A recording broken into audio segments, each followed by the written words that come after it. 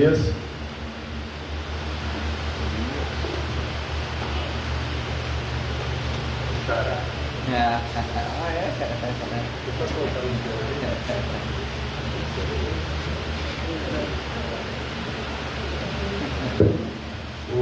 Sou pastor Elias da Igreja Assembleia do Amazonas, né? Assembleia de Deus do Amazonas, aqui no Antônio Aleixo, nosso bairro vizinho, né? O senhor veio aqui foi na formatura, né? No casamento do Daniel, né? Eu veio aqui no casamento do Daniel, amigo do Daniel, do Anderson, agora é nosso amigo também. Então aqui são os nossos alunos, né? Tem aqui primeiro, segundo, terceiro ano, né? Então todo início de ano a gente tem essa conferência, né? Aí veio o pastor Elias lá da Bahia, né? Ele é também da missão, ele está dando a conferência, e nós também fizemos esse convite, né? Então tem vários pastores que veio aqui com a gente. Agradeço ao Senhor, muito obrigado por estar aqui com a gente, né? Então fica à vontade, né? Então trazer uma palavra para a gente aqui, pode ficar bem à vontade mesmo. Vou trazer uma água do Senhor depois, tá bom? Vamos estender nas suas mãos aqui, vamos orar pelo pastor por esse momento. Senhor Deus, nós te agradecemos, Senhor, pela vida do pastor Elias, né, teu filho, Deus, teu servo, né, colocamos ele diante do Senhor e pedimos que o Senhor enche ele com o teu Santo Espírito, Senhor. Pedimos também a Ti, em nome de Jesus, que o Senhor nos dê ouvidos para ouvir, Senhor, e coração para compreender, Senhor, a Tua mensagem. Em nome de Jesus. Amém. Pai do Senhor, bom dia, né? Vocês estão felizes de estar aqui? Amém. Glória a Deus, estou muito feliz de poder estar aqui mais uma vez, né? Eu vim aqui a primeira vez, foi no casamento do Daniel, né? Daniel, conheci ele vendendo, a primeira vez foi, e conhecendo o trabalho também desse seminário, né? Foi ele vendendo ovo de Páscoa, né? Lá em casa, né? Depois ele vendeu alguns biscoitos, depois produto de limpeza, né? Que a gente compra até hoje, graças a Deus, produto de limpeza, né? Não entra outro produto de limpeza lá em casa se não for daqui, né? A gente compra aí, graças a Deus, para abençoar essa obra que eu acho muito lindo esse trabalho. E também pude conhecer alguns outros irmãos, né, que estão trabalhando aí, que é o Anderson, né? Que todo sábado vai lá em casa. A gente compra ali uns pães integral, né? Eu sou casado, né? Tenho 2 filhos, né? E minha esposa adquiriu diabetes, então a gente compra os pães desse seminário aqui, integral, né? E graças a Deus, depois que ela começou a comer, até tudo melhorar.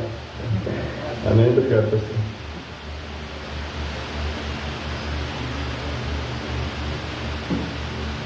Amém?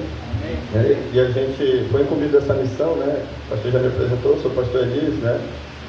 Trabalho aqui na colônia Antônio Aleixo. Já moro aí e trabalho na igreja, né? E no meu trabalho também já há 45 anos. Amém? Não aparenta, né? Mas já são 45 anos que a gente vai fazer agora, morando e trabalhando na obra de Deus aí. Graças a Deus tive o privilégio, né? Um privilégio, falo que é um privilégio, irmãos, porque a gente sozinho não consegue permanecer nos caminhos do Senhor. Na verdade, trabalhar para o Senhor, permanecer no caminho dele é complicado e difícil. E trabalhar para ele é muito gratificante, né? Vou mudar, é difícil, mas é muito gratificante, melhor ainda. Não tem recompensa melhor do que trabalhar para o Senhor. Eu trabalho, né? Eu sou contador, trabalho praticamente. Meu filho perguntou, pai, por que é contador o nome? Aí eu peguei ele e levei lá no medidor do relógio, né? Eu falei para ele, olha aqui, ó, você está vendo esse relógio, ele não para, né? Aí eu acho que por isso que colocaram o nome de contador, né, gente? Porque não para, né? Então eu trabalho praticamente 24 horas como contador, não tem hora. Eu trabalho em casa, né? E trabalho como pastor também, tomo conta de uma igreja, né? Lá na colônia Antônio Aleixo. A área que a gente congrega são 5 congregações, e eu tomo conta de uma. Geralmente o pastor, ele gosta muito de mim. O nosso pastor coordenador, o pastor Erivan, até ele gosta muito de mim. Ele me ama tanto que ele sempre me coloca nas congregações onde as pessoas são mais complicadas de se entender. Onde o pessoal dá mais trabalho, ele me coloca para lá. entendeu? E essa congregação, grande parte das pessoas era do interior de Tefé, uma comunidade chamada Caiambé, né? Então são pessoas de uma personalidade assim, muito forte, né? Que ainda não tem um pouco do domínio próprio, né? Deus está trabalhando. Então o que eles tiverem que falar, eles falam assim na frente de você, na frente de todo mundo, entendeu? Então isso gera muito atrito, né? Então você tem que ter domínio próprio com você, né? Tem que ter uma personalidade forte. Personalidade forte não significa que eu vou rebater sempre aquilo que eles falam. Não, mas eu vou ter o domínio próprio, né? O fruto do Espírito para tratar com essas pessoas, né? Então eu tomo conta de uma igreja, né? Estudo à noite, faço direito, né? Ainda faço mais uma pós-graduação online a pedido do meu trabalho também, né? E aí a pessoa diz assim, pastor, você gosta muito de estudar, né? Eu não gosto muito não, estudo pela necessidade, né? Porque estudar é um fardo pesado, irmãos. Mas é só o estudo que te leva à excelência, entendeu? Nenhum trabalho você consegue realizar com excelência se você não estudar, entendeu? Mesmo que você seja analfabeto, você tem que estudar. Amém? E eu vou estar falando aqui sobre isso, depois da minha ministração. Gostaria de ler aqui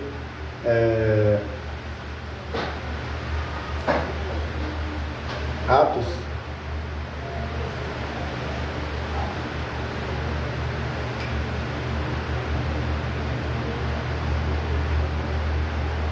Atos 1:8, né? Bastante conhecido. Ele diz assim, acompanha aí. Mas recebereis a virtude do Espírito Santo, que há de vir sobre vós, e servieis testemunhas, tanto em Jerusalém, como em toda a Judéia e Samaria, e até os confins da terra. Bem, nós estamos falando de missões, não é verdade? E missões é uma tarefa árdua, trabalhosa, requer tempo, né? Requer de você esforço e requer de você um sacrifício muito grande. Amém? Eu tive a oportunidade de trabalhar, de fazer missões com meu pai, né? Aqui nessa comunidade desde pequeno, né? Do outro lado do rio, na Terra Nova, e aqui numa certa parte do Puraquequara, né? Na época o pastor que coordenava a área da colônia, né? Colônia, para quem não sabe, aqui era um antigo leprosário. Você sabe o que é um leprosário? Quem sabe o que é um leprosário? Uma colônia? Sabe o que é? Antigamente, se você fosse acometido com uma doença que o nome é hanseníase, né? Era uma doença que não tinha tratamento. Então você era arrancado do seio da sua família, não importava o seu status social, a quantidade de dinheiro que você tinha, você era arrancado do seio da sua família e era trazido para essas colônias, em todo o Brasil. Em todo o Brasil foi assim. Então a colônia Antônio Aleixo, ela era, por isso que o nome é colônia Antônio Aleixo. Antônio Aleixo era o nome de um padre, né? Então por isso que ela tinha esse nome, colônia Antônio Aleixo. Então era esse padre que coordenava. Então tinham alguns galpões, que eles chamavam de pavilhões, né? E tinha um hospital, que tem até hoje, que é o Hospital Geraldo da Rocha, que ia tratar desses doentes, entendeu? Muitas vezes a pessoa entrava lá, como você está me vendo, e saía de lá muitas vezes sem um braço, sem uma perna, sem o nariz, porque o bacilo de Hansen, ele comia os membros da pessoa, a pessoa não sentia, né? Aliás, faz isso ainda, né? Pessoa que é cometida, hoje já tem tratamento, né? Mas as pessoas saíram de lá totalmente mutiladas, né? Sem perna, sem pé, entendeu? E não tinha tratamento. O tratamento era só medicamento para aliviar a dor, que era uma dor, né, tremenda, porque eles amputavam imagine em 1976, o recurso da medicina qual era? Muito escasso, né? Nas grandes cidades já era escasso, né? Imagine aqui, né? Quanto tempo você leva para chegar aqui? As pessoas dizem que é longe isso aqui? Reclamam da distância? Algum Uber vem deixar assim, rapaz, não vai chegar mais não? A colônia é a mesma coisa, né? Então não tinha. Então as pessoas então foi trazido esse pastor e o meu pai na época começou, tinha acabado de aceitar Jesus na comunidade do Anamã, né? Que é aí no Alto Amazonas, né? Bem longe aqui aqui de Manaus, não sei se todos conhecem. Todos conhecem essa cidade, Pondamiana Mãe, já ouviram falar? Todos são daqui, vocês são de diversos pontos do Brasil, né? Então é bem longe, o Amazonas é grande, então é bem longe. E aí, voltando um pouco para a nossa palavra, a gente às vezes tem o compromisso, aqui a gente tem que ser cheio do Espírito Santo para levar as boas novas de salvação, para fazer missões. A Bíblia diz, grande é a... Pode bem alto, grande é a... Mas são poucos os... O que a gente tem que fazer? Rogar o Senhor. O primeiro passo é rogar a Ele para que Ele mande pessoas.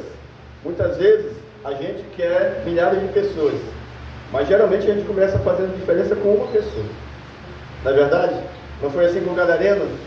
Depois que o Senhor Jesus expulsou os demônios dele, não é verdade? Ele foi por toda Decápolis, que era um conjunto de 10 cidades. E foi. Ele queria seguir Jesus, acompanhar o mestre, queria estar perto. Deus falou, não, vai e anuncie. E ele saiu anunciando, por toda Decápolis, que era um conjunto de 10 cidades. E meu pai aceitou Jesus, e ele orava muito, e Deus levantou ele como um missionário. Eu quero trazer hoje eu sei que missões é muito abrangente, eu quero me colocar somente nas missões na igreja local, na comunidade local, onde você está inserido. Porque muitas vezes a gente foca até os confins da terra, mas muitas vezes a gente não cumpre a missão dentro da nossa casa, em primeiro lugar, na nossa comunidade, na congregação que a gente está inserido.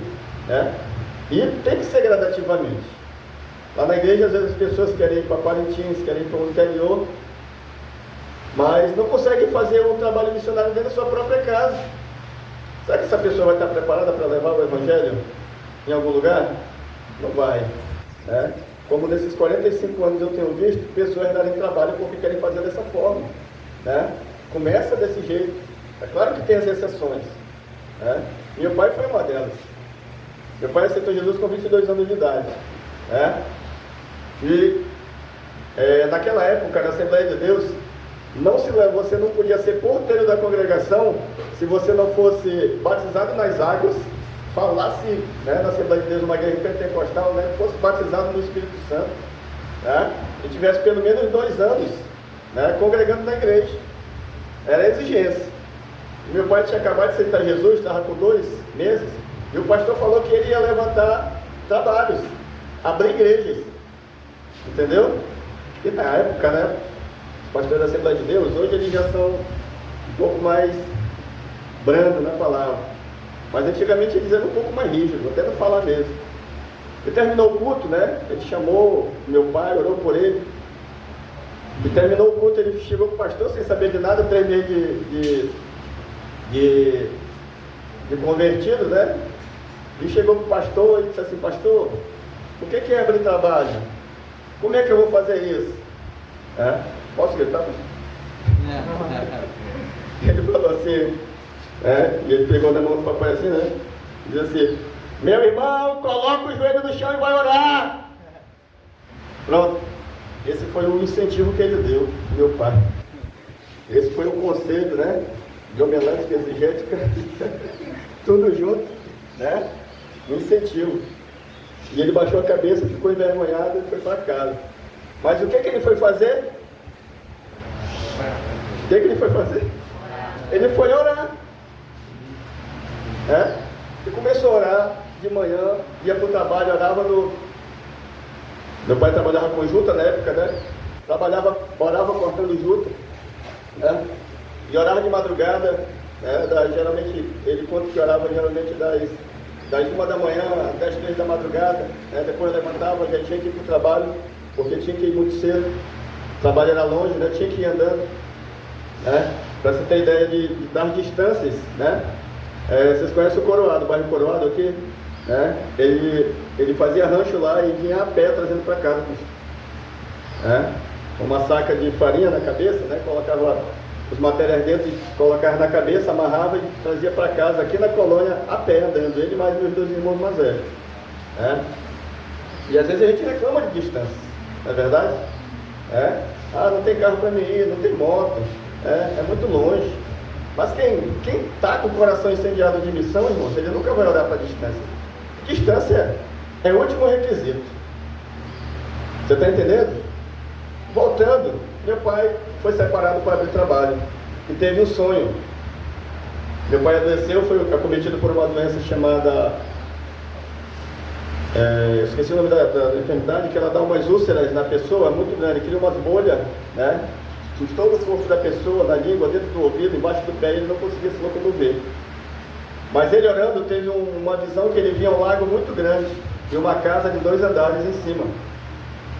E um rapaz dizia assim: olha, tu vai morar nessa casa e tu vai abrir igreja nesse local. E ele doente, ele doente conseguiu um trabalho, um advogado contratou ele para ser caseiro, aqui na Colônia do Aleixo, no terreno onde é a Sovel da Amazônia. E quando ele chegou naquele local, naquela casa, a casa de 2 andares, o lago do Aleixo, do mesmo jeito que ele viu no sonho dele.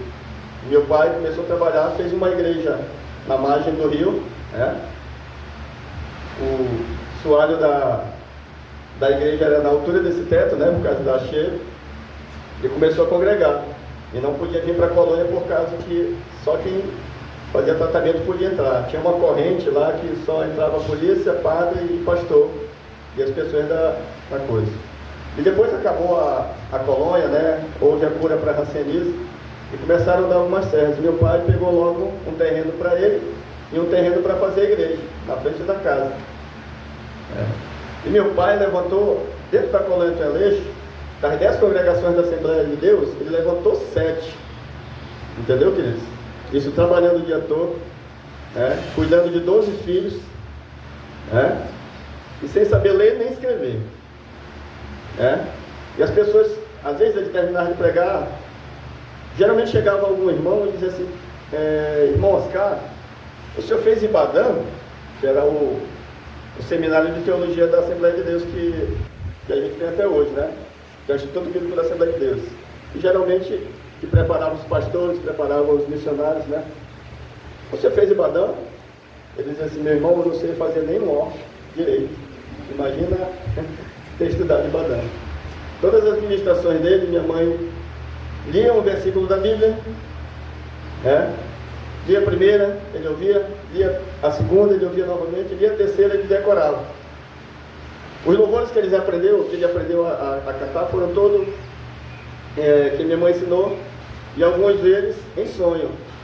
E certa vez ele até brigou com um rapaz, porque o rapaz chegou lá num culto, aqui na comunidade Bela Vista, quando a primeira igreja da Assembleia de Deus, quem levantou aqui foi ele também, já idoso, mas ainda conseguiu levantar, foi a última congregação que ele levantou, e ele entrou numa divergência com o rapaz, porque ele achava que só ele que sabia o louvor que ele cantava, porque ele tinha aprendido em sonho. Não, mas o louvor já era bem antigo.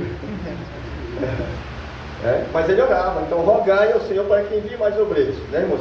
Temos que orar, em primeiro lugar, para que Deus nos prepare. E esse é o primeiro requisito para quem quer fazer missões, é buscar preparo, espiritual, e preparo secular, preparo, vamos dizer assim, teológico também, porque não adianta, irmãos, você fazer missão sem preparo teológico. Tem gente que condena, algumas igrejas condenam a teologia, mas se você abre a Bíblia e lê, você já está estudando teologia. Mas o primeiro passo é você ter preparo e se preparar. Sabe, muitos jovens me mandam currículos assim, às vezes pedindo emprego, eu tenho conseguido até para alguns. Mas sabe qual é a maior falta de hoje, das pessoas não conseguirem emprego? O ponto principal é preparo. Foi isso que me levou a me tornar um contador. Sabe por quê? Eu chegava, levava meu currículo: o que você faz? Eu faço qualquer coisa. Qualquer coisa não existe. Não é profissão. Eu disse: então antes que eu não seja nada na vida, eu vou procurar ser alguma coisa. Comecei a me inscrever pelo que era vestibular. Aí passei para a contabilidade. Não sabia o que era, não sabia como fazia. Mas já que foi isso que Deus me colocou, eu vou fazer. E graças a Deus, orando, trabalhando, nunca fiquei reprovado em nenhuma matéria, com toda a dificuldade financeira, nunca usei a faculdade como desculpa para deixar de fazer a obra de Deus, sempre trabalhando na obra de Deus, sustentando minha família, criando meus 2 filhos, A minha esposa, né? Eu sempre fui magro, minha esposa não, sempre foi gordinha, né?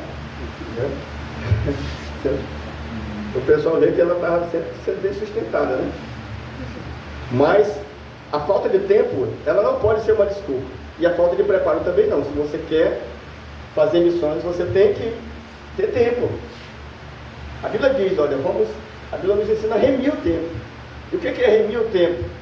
É você fazer as coisas de forma que você tenha tempo para fazer aquilo que você se propôs a fazer e aquilo, né, que o Senhor nos chamou, nos vocacionou a fazer.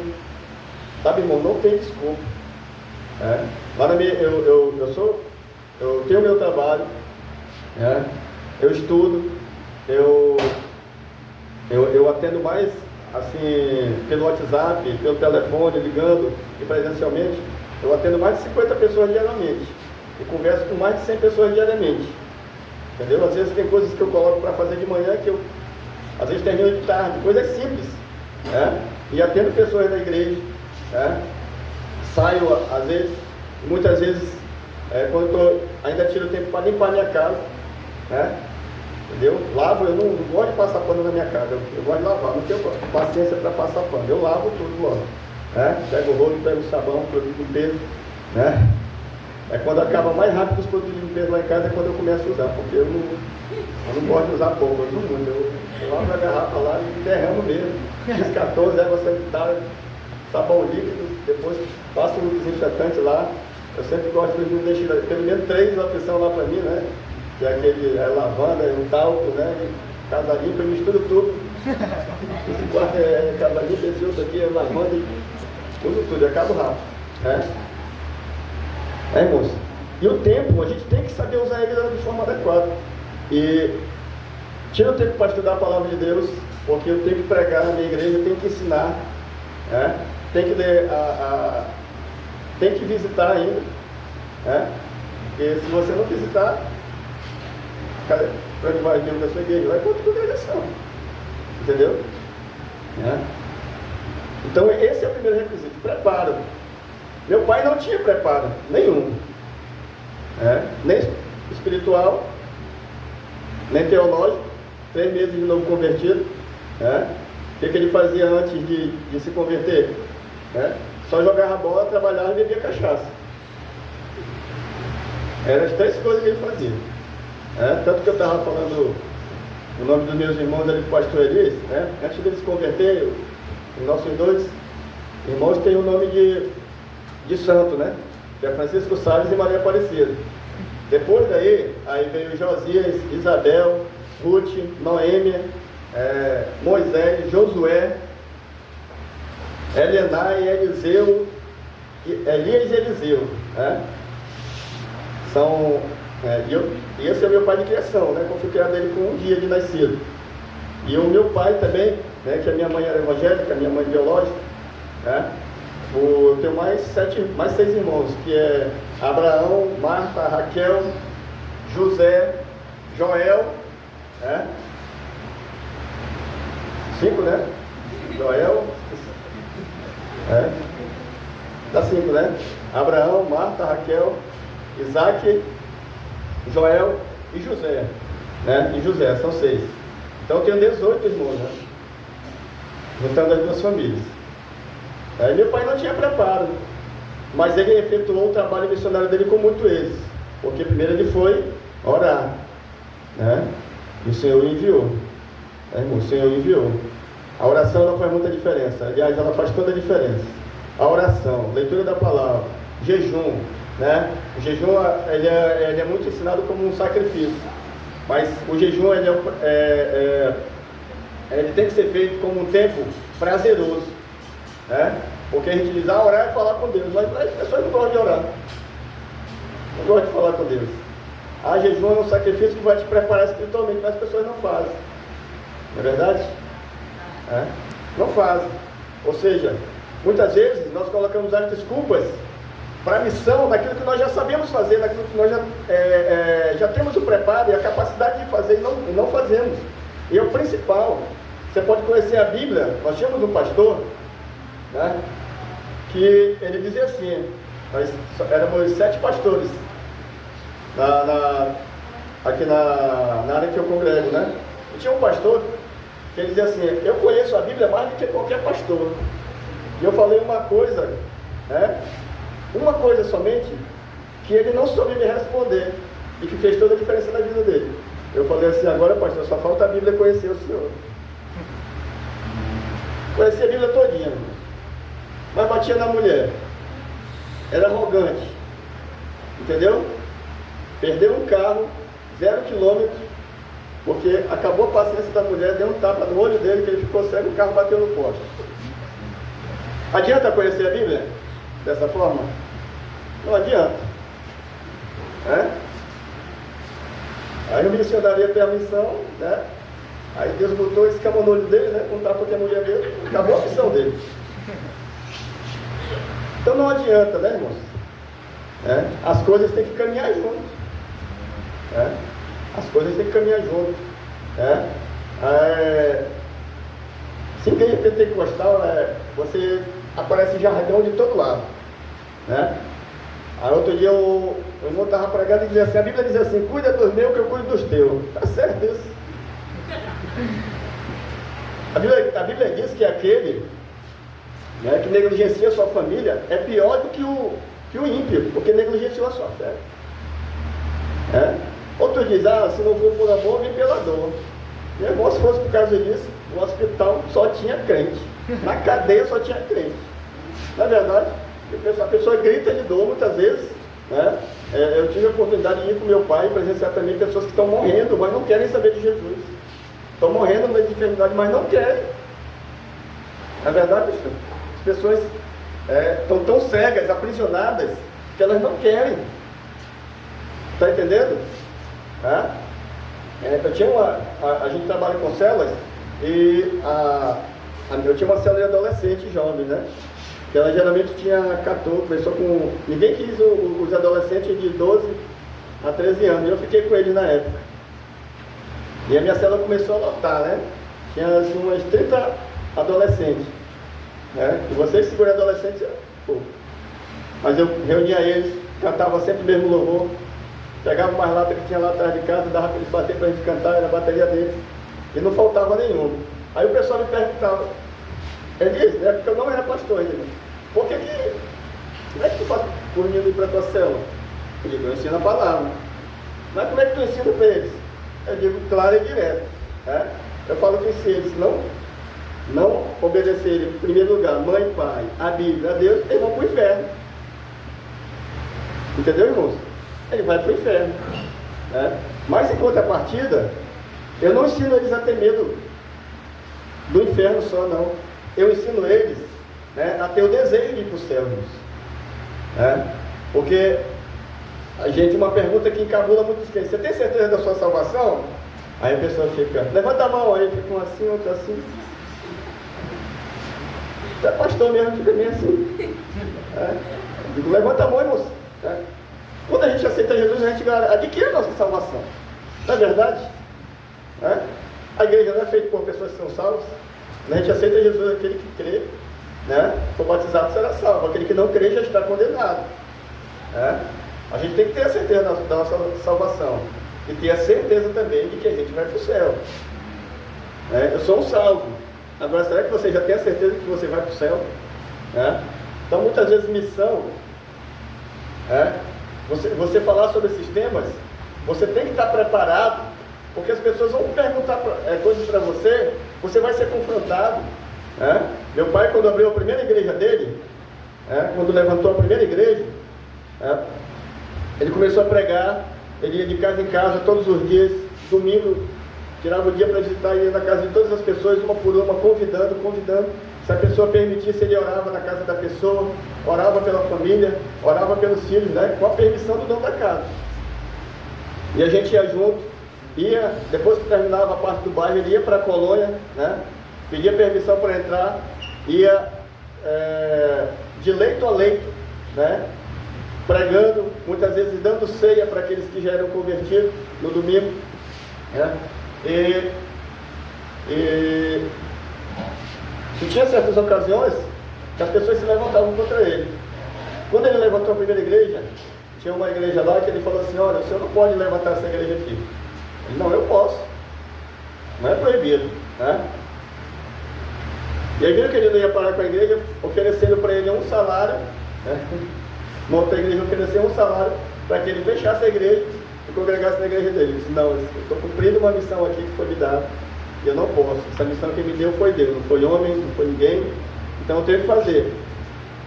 Ele disse, então a gente vai fechar a sua igreja na força e o senhor não vai poder mais abrir a sua igreja.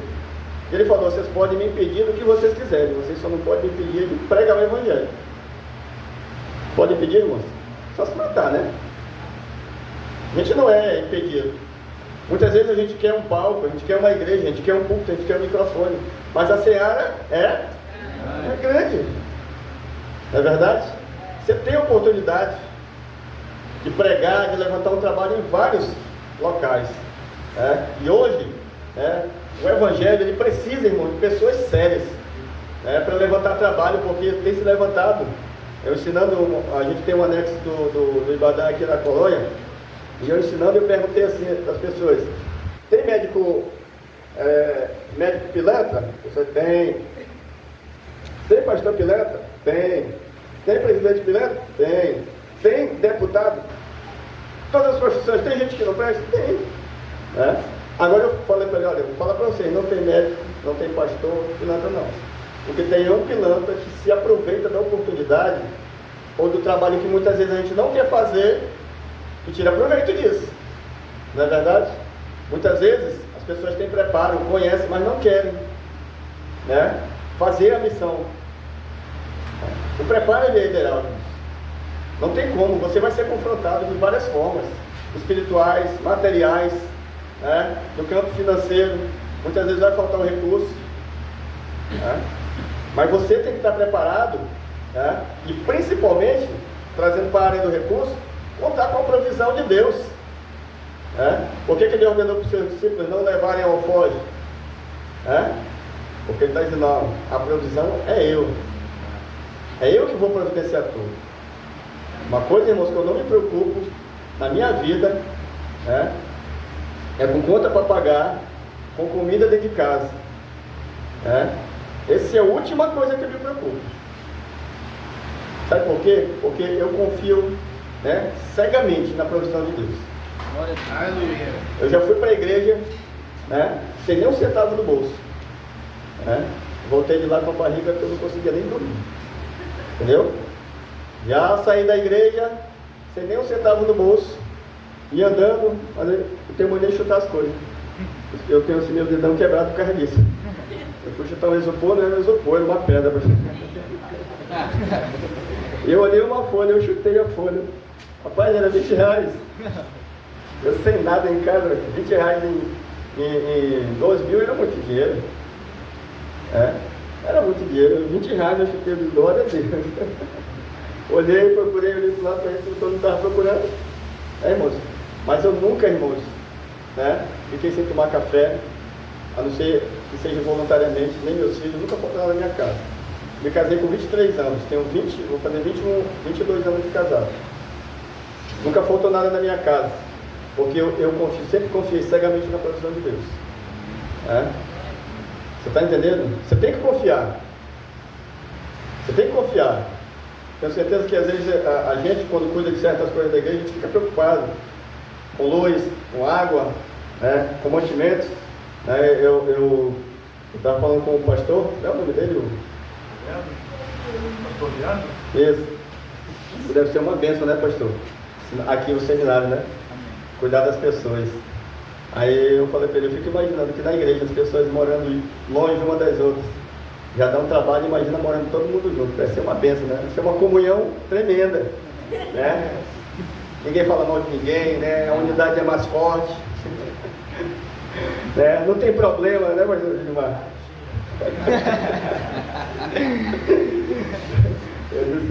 Eu não queria, graças a Deus que a minha missão é de evangelização. Irmãos? Porque só quem conhece a missão é quem está inserido dentro dela. Só quem sabe a dificuldade que você enfrenta é quando você convive. Depois do preparo, aí sim vem a vocação. Você é vocacionado, para missões fora do país, né? Pastor, eu quero fazer missões nos Estados Unidos. Você sabe falar inglês? Fazendo um exemplo específico. Quero ir para a França. Você sabe falar? Pelo menos bonjour, né? O nome do nosso hospital aqui, né, na colônia, ele é francês. O nome dele é Chapeau Prévost, né? Mas se escreve Chapote Prévost, né? Algumas ruas, tem uma rua lá que o pessoal, o nome da rua é Raoul Fuleriaut, né? Mas se pronuncia Raoul Fulerot, é o nome da rua. Mudaram até o nome por causa disso, porque achavam que era uma gíria, mas não, é o nome de um padre, Raoul Fuleriaut, que é Raoul Fulerot. Outra padre, Ludovico Crimelo. Você quer ir para a Itália? Você quer ir para a África? Né, irmão? Você está disposto a passar dificuldade? Ou você é daquelas pessoas que passou da hora de tomar café, você já está desesperado? Atrasou o almoço, ai meu Deus, eu não consigo passar do horário, minha comida tem que ser no horário. Você já passou um dia todinho sem se alimentar, né? Pregando o Evangelho, né? Visitando uma casa aqui, outra daqui 1 quilômetro, outra daqui 2 quilômetros. Você já fez isso? Isso são exemplos simples, que a gente senta aqui na igreja local. Quando a gente vai aqui na Terra Nova, uma vez a gente realizou um acampamento jovem lá na Terra Nova. E para mostrar para os jovens como era a vida na frente do nosso bairro, né? Não muito distante, mas a dificuldade que eles tinham em pregar o Evangelho, em conseguir o alimento. Porque às vezes a gente está num acúmulo tão grande que a gente não consegue observar as pequenas coisas que estão ao nosso redor. A gente quer coisas grandes, mas a gente não consegue solucionar as pequenas. Por isso que o Senhor diz, mas serei revestidos. A gente tem que se revestir. E a nossa vocação, irmãos, se você foi vocacionado, se você tem um chamado para a missão, você tem que estar disposto a pagar um preço, muito grande. Agora, se você é solteiro, você vai pagar o preço sozinho. Não, pastor, mas eu sou casado e tenho um filho. Então a sua família também se sente vocacionada, assim como você se sente, porque às vezes o marido tem um chamado, ou a esposa tem um chamado, mas o marido não se sente. E começa um conflito dentro do lar, no meio da missão. A pessoa vai e começa a fazer, trabalhar, e depois não consegue dar continuidade. Às vezes começar um trabalho é até fácil, mas permanecer, consolidar esse trabalho é bem complicado. Eu tenho uma prima que ela casou com um rapaz muito lindo, foi separado a pastor evangelista, os dois. Foram por... Sempre confundo Baixo Rio Negro ou Alto Rio Negro, mas é uma comunidade, irmãos, que não dá peixe, não dá caça. A caça lá, sabe qual é? Calango. Tem calango aqui? Tem? É só isso que dá lá. E quando ela chegava lá em casa, ela não comia frango, ela não comia carne, ela não comia ovo, salsicha, calabresa. Era uma luta para minha mãe fazer uma comida para ela. Irmão, quando ela voltou de lá, sabe qual foi a primeira coisa que ela fez? Aqui está ela e aqui está o marido missionário. Um foi para o lado, o outro foi para o outro, se separaram. Separaram. Tinha chamado? Talvez o marido tivesse. Mas ela não. Não é importante a vocação, você ter certeza da vocação? Aprendeu com as lições? Aprendeu, né? Quando foi visitar a primeira vez lá em casa, meu pai e minha mãe, a gente comprou uma forma de ovo, só ela comeu 20 ovos. Saudade que ela estava, né? Eu acho que ela imaginou, meu Deus, né? Comendo calango lá, né? Deu muito calango ela. Se você tem essa disposição para o chamado, porque muitas vezes você quer fazer missão. Eu tenho um pastor, o pastor Ramiro Sepúlveda. Ele é venezuelano e já mora há um tempo. Ele tem uma igreja que ela é a metade desse auditório aqui, esse tamanho aqui mais ou menos. Mas ele sustenta uma missão na África, com muita dificuldade. E ele me manda os vídeos, e as pessoas ficam felizes, sabe com o quê? Com um pouco de arroz, um prato cheio de arroz, e uma colher de feijão no prato. Uma colher de feijão no prato, irmão, é como se fosse um bife para eles. Uma colher de feijão no prato como se fosse um bife para eles. E eles mandam um vídeo agradecendo, sorrindo, né? O nome da congregação é Ministério, Igreja Espalhadores de Braços, tá? Ele com toda a família, né? Ele, alguns membros, consegue sustentar, né? Um pouquinho, sustentar não, mandar um pouquinho, para que pelo menos uma vez na semana eles consigam comer arroz e feijão. Uma vez na semana, né? Eles consigam comer arroz e feijão. Vocês não tem isso, né? E eu sei que falar de missão é muito abrangente, né? E na nossa igreja, como eu falei da nossa comunidade local, né? Às vezes você tem que cumprir esse seu chamado no local onde você está inserido, né? Qual é o seu chamado? Qual foi a finalidade que Deus te trouxe para esse lugar? Foi o preparo? Foi se preparar? Então faça isso com excelência, com êxito, né? Entendeu? Hoje, não sei se aqui pode usar celular no seminário, pastor? As pessoas têm celular? Tem, né? Quanto tempo você tira para estar no celular? Tem um louvor que ele diz assim, né? Por ele, né? Eu estou gastando a minha vida. Só está usando isso. Fazendo tudo por amor e com alegria. E eu fui fazer uma comparação com a igreja para saber se a gente estava gastando o nosso tempo. A gente vai para a igreja terça-feira à noite. O culto começa 7 horas, termina 8h30, 1h30. Aí volta na quinta, mais 1h30 de culto, 3 horas de culto. Aí volta no domingo de manhã. A EBD tem 2 horas, dá 5 horas, né? E volta à noite para mais 2 horas de culto, 7 horas. E às vezes na célula, mais 1 hora, né? Deu quantas horas aí? 8 horas durante uma semana. A gente tira para ir no templo, adorar a Deus, ter comunhão com a igreja. E um dia tem 24 horas, a gente não passou nem um dia na presença de Deus. E as pessoas conseguem chegar atrasado, né? Muitas vezes sair mais cedo no culto porque não conseguem ficar até o final, né? E dizem que estão gastando a sua vida. Só lê a Bíblia na igreja, só ora na igreja, né? E diz que está gastando a sua vida. Quanto tira? O dia tem 24 horas, você tira 10% do dia, pelo menos, para estar na presença de Deus, 2 horas e 40 minutos. Quantos de nós fazemos isso?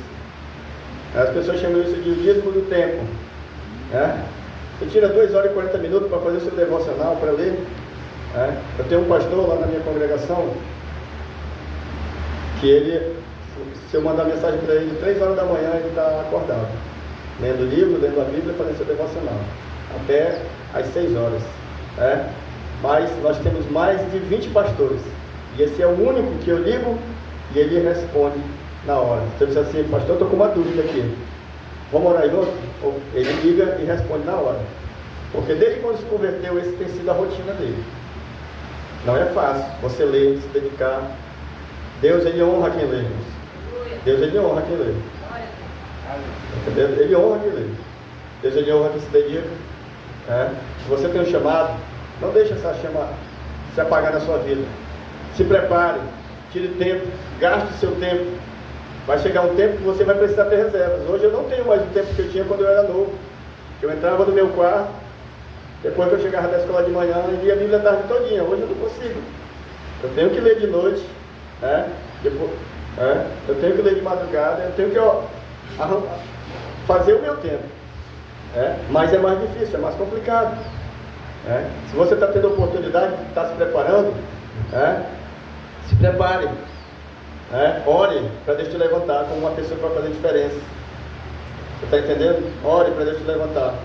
Hoje, o mundo, ele tem mais conhecimento, porém, ele tem menos Bíblia na sua vida. As pessoas acham que conhecem a Bíblia, não conhecem. Elas querem, está se cumprindo o que Paulo falou para Timóteo.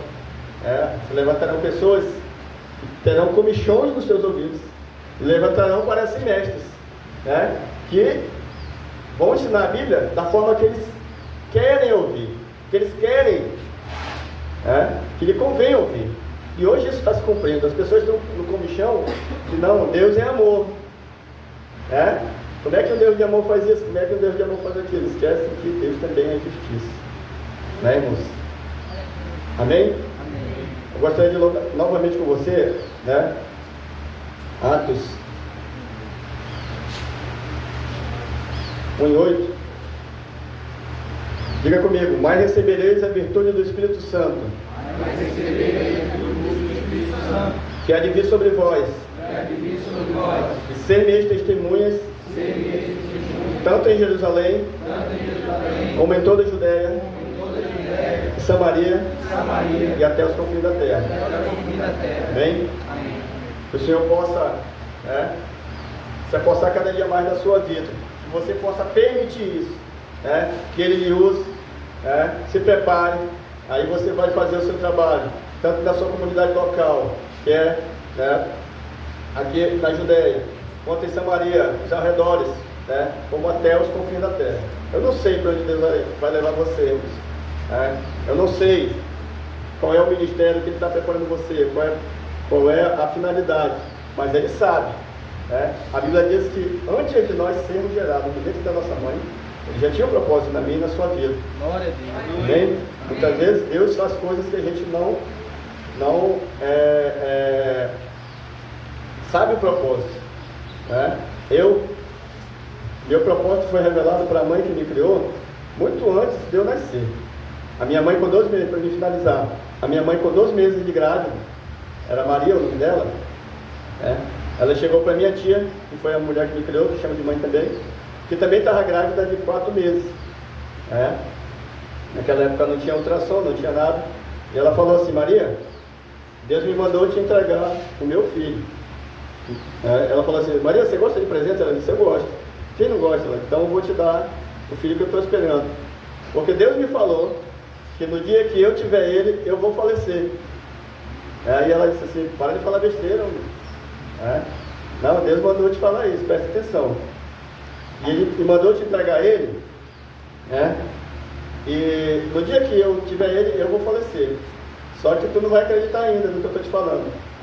Para se cumprir o que eu estou acreditando, para te acreditar, quando eu for enterrada, a sepultura, a terra vai ser de 2 cores, amarela e vermelha. Mas tu não vai acreditar. Tu vai ter esse filho que eu estou esperando é homem, esse que tu está esperando também é homem, e depois que tu tiver esse aí, Deus ainda vai te dar mais um filho para cumprir a promessa que Ele tem na sua vida. Você está entendendo? No dia que minha mãe me teve, o médico bêbado cortou a veia do umbigo dela e ela faleceu. E eu fui trazido para a colônia com um dia de nascido. A minha mãe foi enterrada aqui na colônia. A pissarra ela é vermelha, e o barro é amarelo, e a cova dela era dessa forma. E a minha mãe ainda teve a mãe que me criou ainda teve mais um filho, que é o diácono Eliseu. Então, do jeito que o Senhor profetizou na minha vida, aconteceu. Irmãos? Então, qual foi a profecia que foi lançada sobre a tua vida? Qual é o ministério e o mistério que Deus tem com a sua vida? O que Deus revelou para a minha vida, Ele não revelou para o irmão. O ministério que Ele tem na vida do irmão não é o mesmo que Ele tem na minha, nem na sua. Não se compare a ninguém, não queira ser como ninguém, não seja uma cópia, seja você. Você está entendendo? Seja você. Use os dons, os talentos que o Senhor te deu para fazer a obra que Ele tem na sua vida. Use a influência que você tem na vida das pessoas que estão ao seu redor para fazer aquilo que Deus tem na sua vida. Amém? Amém. Oração agora, pastor? Vamos ficar de pé, vamos orar.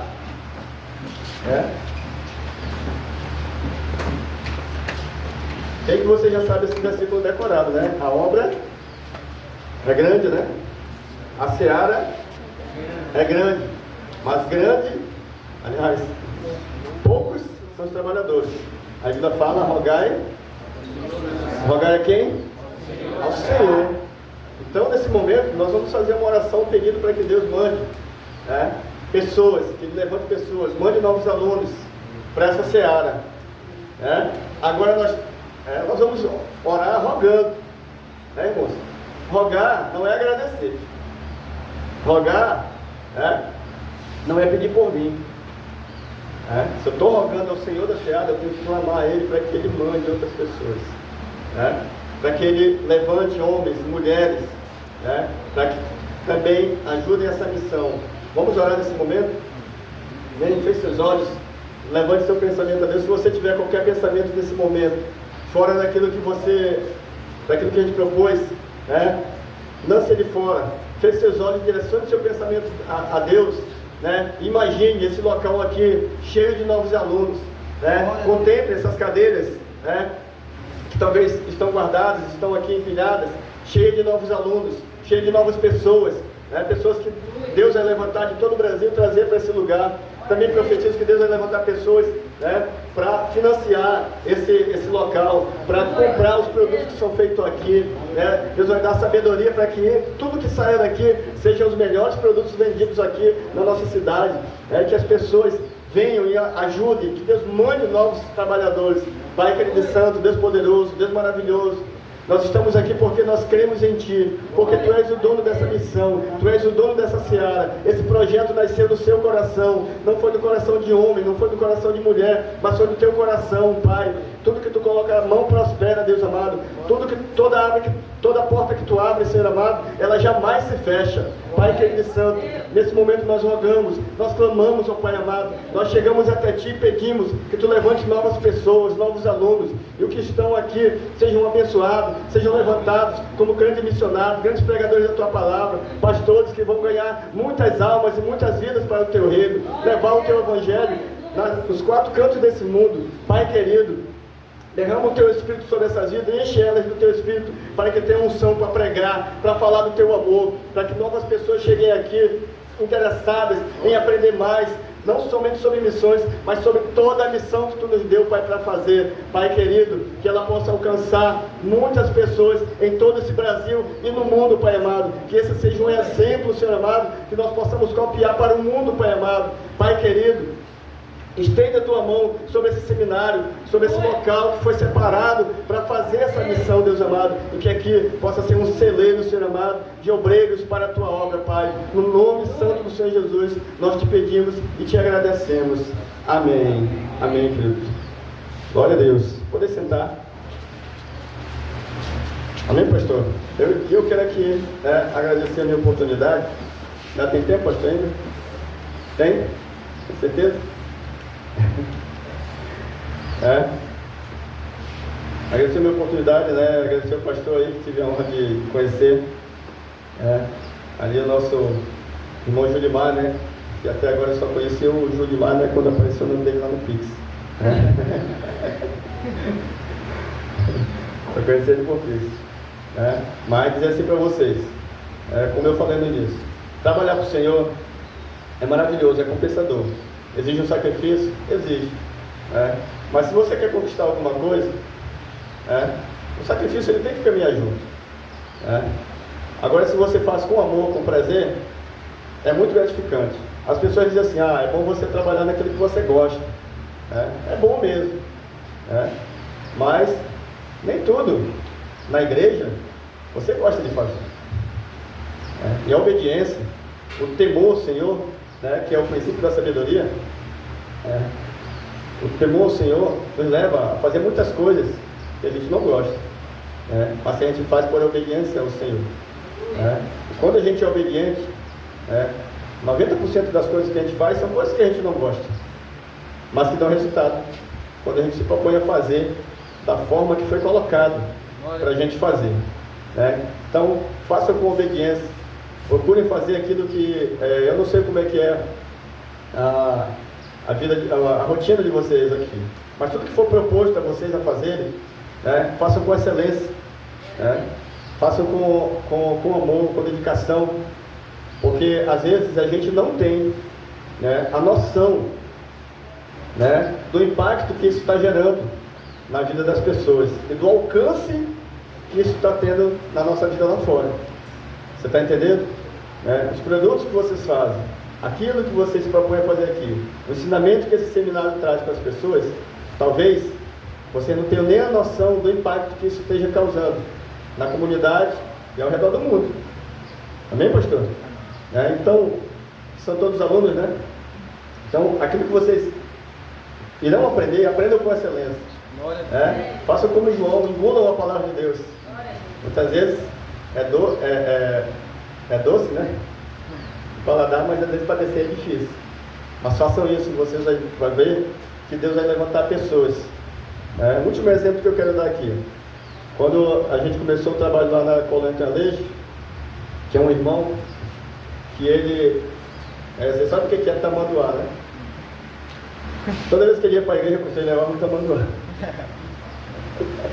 Ele levava um tamanduá, quando ele pequeno, né? Os irmãos riam muito dele, né? Mas ele ia, fazia tudo na igreja, né? E esse irmão, aí, na época teve chamada para o Timor-Leste, e ele foi. E foi o irmão que teve mais destaque nas missões do Timor-Leste, né? Porque a simplicidade dele causava uma influência muito grande lá no local, na aldeia para onde ele foi, né? E outros que foram não conseguiram, né, impactar de uma forma tão grande as outras comunidades para onde foram, como aquele irmão impactou, né? Porque apesar da simplicidade, né, conhecer a palavra de Deus, né, e se propôs a fazer o que ele foi feito. Não adianta, você pode ter a melhor estratégia do mundo, você pode ter conhecimento da palavra de Deus, mas se você não der liberdade ao Espírito Santo de Deus fazer o que Ele quer fazer na minha e na sua vida, você não vai ter êxito no seu trabalho. Você tem que dar liberdade para o Senhor fazer aquilo que Ele quer fazer na sua vida, entendeu? Muitas vezes não é o que você quer, não é o que eu quero, né? Entender? A Bíblia diz, olha, se vocês têm o Espírito Santo de Deus, se é que você tem o Espírito Santo de Deus, né, você vai entender a linguagem de Deus na sua vida. Amém? Amém, Amém, queridos? Amém. Amém. Então, eu agradeço a oportunidade. Amém, pastor? Em nome de Jesus. Na hora. Na hora que segue a oportunidade.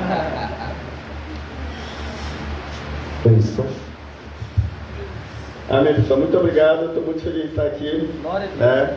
Muito feliz de consumir os produtos que vocês fazem aqui. Agradeço a Deus pela vida do pastor, do Julimar, do Daniel, né? E do Anderson, né? E às vezes fica até triste, tem vezes que o Anderson manda mensagem e às vezes não tenho como comprar, né? Ele chega lá sempre suado, né?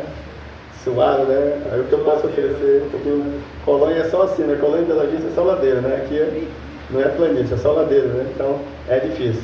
Mas eu agradeço a oportunidade, que Deus possa abençoar, que esse trabalho possa crescer cada dia mais, né? E creio que Deus vai levantar muitas pessoas para abençoar esse trabalho aí. Amém, pastor? Amém. Quero agradecer, pastor Elias, muito obrigado, então, pelos conselhos, então, pela motivação, então, pelo ensino que o senhor trouxe aqui para a gente.